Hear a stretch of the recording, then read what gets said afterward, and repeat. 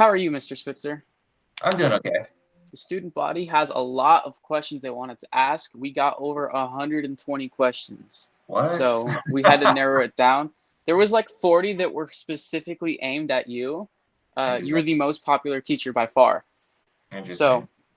the first question that we wanted to ask you was, how are you adapting to the new online learning environment? Well, what I'm going to say, I don't know if it's the same as what the students feel, but I mean, I feel like it's getting better each day. Like I feel like I spent all summer trying to get prepared, but I don't know, it's working out. I feel like pleasantly surprised that kids, I feel like, are actually learning. I wasn't sure, how that was going to work out, but I feel like students are engaged, they're learning. Obviously, it would be better to be face to face. I guess the thing that I miss is kind of like the downtime sometimes where, we will have little conversations that don't pertain necessarily to school, whether it's Yeah, whole class or, something will happen. Those silly things that happen in class. Like I miss those things, definitely. or even just walking around campus.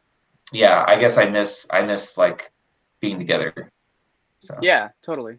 So, why did you become a teacher? Why did you start teaching? I became a teacher because I had some really inspirational teachers when I was a kid, and I think that's how it always works. Well, actually, let me explain. I had some really good teachers, and I had some really bad teachers, and so I don't know if that's something that other people can relate to. um, Definitely. but Mr. Gaudiano was my sixth grade teacher, and he was pretty inspirational.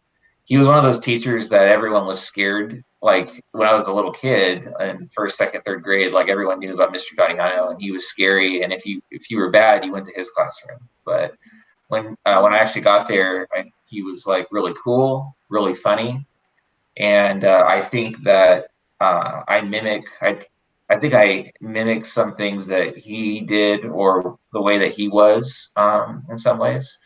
And then for AP European History, I had Mrs. Rosa, and she was also inspirational. When I was in high school, well, actually, I had a really bad experience in junior high as far as I had low self-esteem, low self-worth, things like that. But whoever's watching this video out there knows that that's just kind of how junior high is. Even when even when other people think that, oh, this person has it all, like it's tough being at that age. And anyways, she really believed in me, and and so I ended up kind of in the AP track, and it was really helpful. So she really believed in me. There's another teacher, an English teacher named Mr. Marshall, and he was kind of inspirational too. And so, like, insofar as like he was like, there's something mysterious about Mr. Marshall, and something kind of like you always wanted to get to know more about him. So I'd say those three teachers. Oh, and then there's Mr. Busman, AP U.S. History. So I just had a lot of really good teachers that really who I am as a teacher is kind of like I took little things from these other people. But I think that's just how it is. Like even Yeah, musicians or artists, wherever you are, it's like you're actually a sum of the other people that inspired you. Uh, definitely. and then, like I said, I had some really bad teachers. There were some really bad teachers that really didn't teach, and I was like, wow, this is a shame. This is really a shame. And so every day that I'm doing this, like I want to make sure that I'm offering something to students, that we are Totally. learning, we're getting something out of it. So I never want students to feel like, oh, that was a waste of time. So there you go. Awesome. Oh, actually, one last thing to add in there real quick. You Sure. never know, like you never know that that's what you want to do until you're doing it. So although I kind of thought I wanted to be a teacher, like I kind of took baby steps down that direction, but I always doubted myself. And I didn't really know that it was going to work out until I was a student teacher. But even in my first year or two at Desert, I still had doubts. I had really bad days where I thought, yeah, maybe I shouldn't be doing this anymore. I have fewer of those days now. Like those days are kind of rare, but and for those watching, like whatever you want to do, it's okay to have those doubts, and that's totally normal. And you never know that you're gonna do that thing or be good at it until you actually go and do it. So go do it. Right on. What Right. was your first day teaching like? Probably bad. Awkward. I'm I think that I found myself now, and that's part of the human experience is finding yourself, and trying anything for the first time is going to be really hard, and there's going to be tears, and there's going to be doubt, and all of that. So my first day was probably bad. My first year was probably not great, but I think the students recognized that I was trying and that I actually cared, and maybe that set me apart. I don't know. Things didn't get easier until like I had practice, and Right. most days are not totally brand new to me. Like even if I'm doing something new, I can rely on my past experience. And also, I think I rely on the fact that most people know who I am before I even start teaching. And so when you're Usually. brand new, yeah, so when you're brand new, like the students will test you. And as a student, you might be aware of that too. It's like you see what you can get away with, you see what this person's all about. And so they definitely test Yeah. you. And now it's not like I'm being tested, I'm testing the students. So Definitely. yeah. Absolutely. So, Mr. Spitzer, how have you spent your quarantine? I spent a lot of time outside. I guess whenever I can. I don't know. Obviously, everything's closed. Like my wife and I had plans to go to Disneyland. We were thinking about. I've never been out of the country before, but I was actually thinking about like going to British Columbia or doing something like that. We had plans over spring and summer to like go and travel, things like that. Obviously, it hasn't happened. I'm not trying to buy into the craziness around COVID-19, but definitely, it is concerning, and I try to do my part by not going to social events, if I'm around people 6 feet apart, wear the mask, things like that. So I'm not kind of a nut about it, but definitely, I'm being cautious. And so while the weather was good, I was like going out hiking every day. But I don't know. I guess the other thing too is when I'm not outside hiking or jogging or anything like that, like this is a time to get better or to improve yourself. And I should have told my students this at some point, so remind me. But now's the time just to look for self improvement because everything's closed. There's not a whole lot to do but get better at anything. I mean, so like I've been playing the drums, playing guitar, things like that. I got Google certified. I've just been trying to get better at a number of different things. So I think I found something on the internet, and so I don't know how true it is, but like Shakespeare wrote one of his plays during a pandemic. I don't know if that's true or not. I should look into that, but it That's got pretty me cool. thinking that yeah, it got me thinking that just because you can't do these things doesn't mean you can't do anything. Right. So there's always an opportunity to get better and to make life worth living.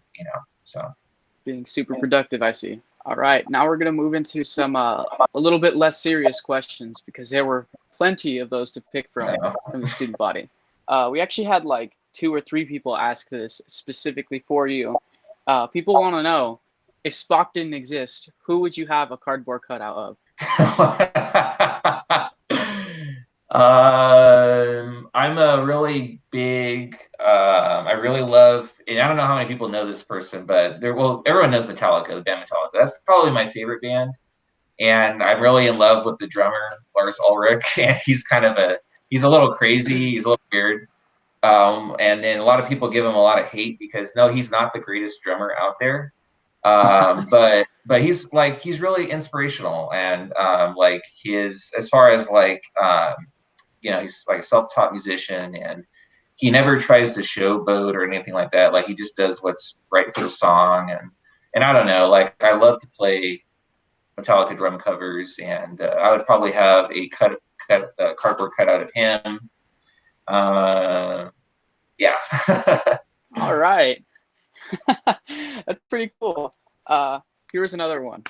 People want to know, what kind of kid were you in high school? Were you a jock? Were you a geek or what? I was a weirdo. Yeah. I was probably a weirdo. Like, I couldn't really find my group or my groove or myself. Really, I was in some of the advanced classes. I don't know. It was kind of weird because like I was a smart kid, but I didn't have confidence in myself, and so I would know the answer to things, but I would be afraid to share it. I think I always had the potential to be a leader, but again, I didn't have the confidence to step forward.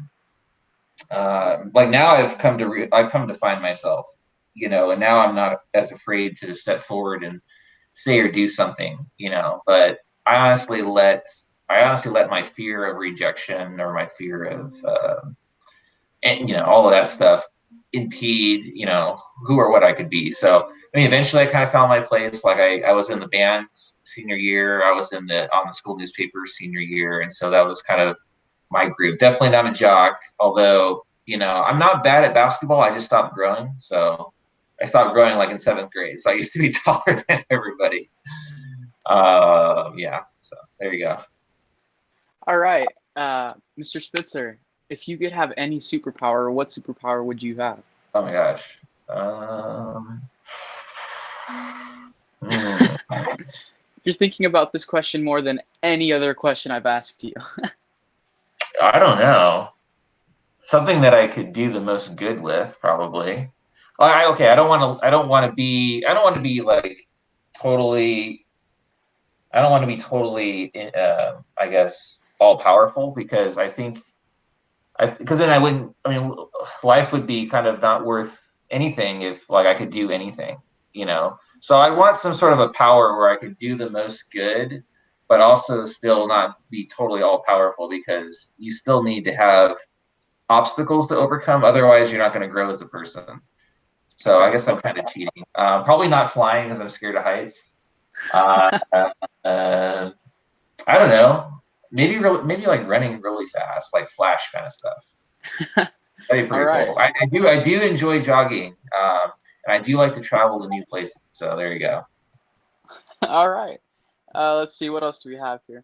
Oh, what's your worst experience that you've had with a student? You don't have to say who it was, but Uh, okay. Well, there's a student who I believe instigated some other students to like pull a prank, and they egged my house a few years back. But we found out who it was, and so they got in trouble. So, I mean, that's like crossing a serious line, you know. I don't mind like a prank at school or whatever, but like you can't have like personal stuff going on. That's just yeah, wrong. So, yeah. that's a uh, lot. yeah, and honestly, I always, I don't really hold grudges with students, but like, that student's like, I don't know if I can forgive this. So Yeah, yeah, they came to your house and threw eggs at it. I mean, yeah. do you know how they found out where you lived? I think it's like pretty common knowledge. Like, I actually live down the street from some students, or former students actually. So yeah, it's not that uncommon. I mean, yeah. It's not a huge area anyway. No, it's not. Yeah. All right, Mr. Spitzer, let's see what else. What's the weirdest conversation you've had with a student? I don't know if I can. I don't know if I can share it. Like we've had some weird ones, but I don't. You Like it can was so go for weird it. that I don't know. I mean, I can maybe mention the student name, but I won't say what it was I don't about. know if that's better than mentioning what you talked about versus their actual name. Yeah, I don't know. I don't know. All right. Yeah, I don't think I want to say. All right. Let's see. Just maybe one or two more questions. Okay. Let's see. Okay, I got all the ones specific to you. Okay. What's one of the most memorable moments of your life? Memorable moments of my life. Definitely, and I talk about this moment a lot. Would probably okay, my whole life. Yeah. Okay, yeah. I mean, just as a teacher, well, maybe I'll go back. So definitely the pandemic Yeah. and the whole leaving the classroom. I remember the precise day that we left, and I remember telling the seniors, and we didn't know this for a fact, but I told the seniors that, hey, and I had a first period, I said, hey, I think this is probably your last day at this school. And it was a gut punch to kids. Like you could visually see them like, wow. And they spent the entire day thinking, oh my gosh, this is the last time I'm going to be at the school. But I thought it would be wrong for me not to tell them that. And then they take that day for granted. And you know what I mean? Yeah. And so I didn't want the seniors to take that day for granted and just reflect upon, you know, their experience at that school and just enjoy that final moment there, you know. So definitely that was like an important moment in my life. And who knows like when this whole thing is going to be over? Who knows when we're going to go back, you know, to the classroom? Another important moment was when I got offered this job. So I remember that day very vividly. So some people may find this hard to believe, but no one wanted to hire me back in the day when I was applying. And I applied all kinds of places. I'm not from here. I'm from like the LA area. And only two schools gave me an interview. It was this district, and then it was one on the Mexican border in like Calexico. Um, So I drove all the way out there for an interview, and they didn't want me. And then, so this was the only district that wanted me. So I never forget that. So some people complain about this district or this school, or I'll never forget that they gave me a chance when nobody else gave me a chance. I flipped my car over a few years back. I think you guys were like in 8th grade at the time or freshman year. We all remember. Yeah, so I hydroplaned my car. It was over a 4-day weekend. It was like a really bad rainstorm. I was visiting my family in Riverside, and then I was trying to head back, and it was over on the 395, like over by Victorville, and basically the area is prone to flash floods.